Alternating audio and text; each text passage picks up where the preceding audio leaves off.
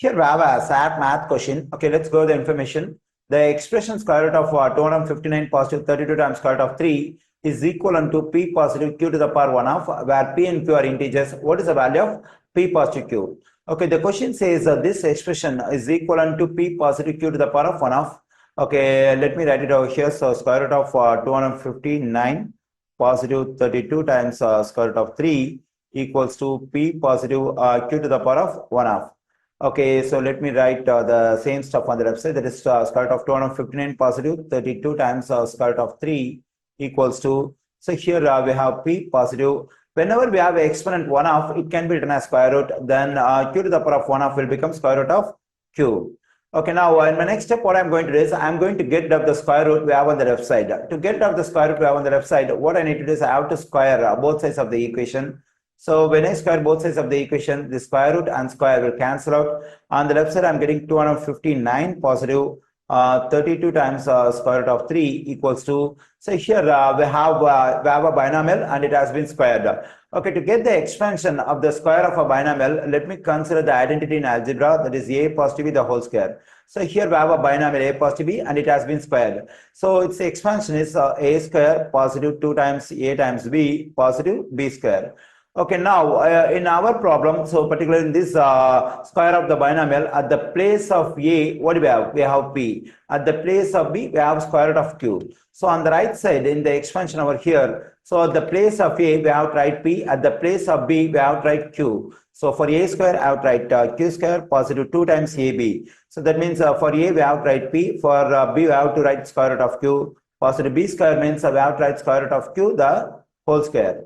Okay, and also here the square and square root will cancel out. I'm getting 259 positive 32 times square root of 3 equals to p square positive 2 times p times square root of q positive q. Okay, so then we get 259 positive 32 times square root of 3 equals to, we can write this p square and q together. So p square positive q positive 2 times p times square root of q. Okay, so here we can consider this whole stuff p square q as one term. So on the left side, we have addition of two terms and on the right side also, we have addition of two terms. So on the left side, one of the terms contains square root, that is this one. On the right side also, one of the terms contains square root, that is square root of q. Okay, whenever two expressions are equal, the values at the same position must be equal. So here, this is a term without square root. Okay, so what's the term on the right side without square root? That's p square positive q. So then p square positive q and 259 must be equal. And on the left side, the term which contains square root is 32 times square root of 3. That is 32 times square root of 3.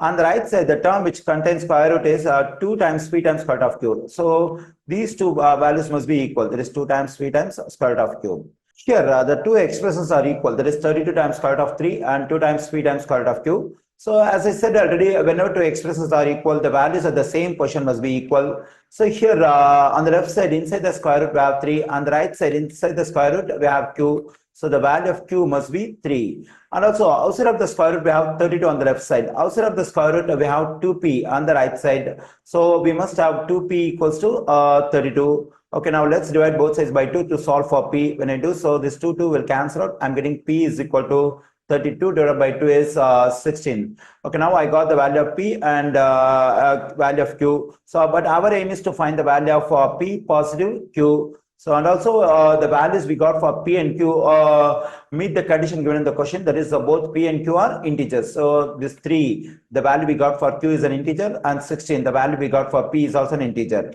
Okay, now let's find the value of p positive q. So, let's plug in 16 for p and 3 for q. Then I'm getting 16 positive 3 is 19. So the value of p positive q is 19.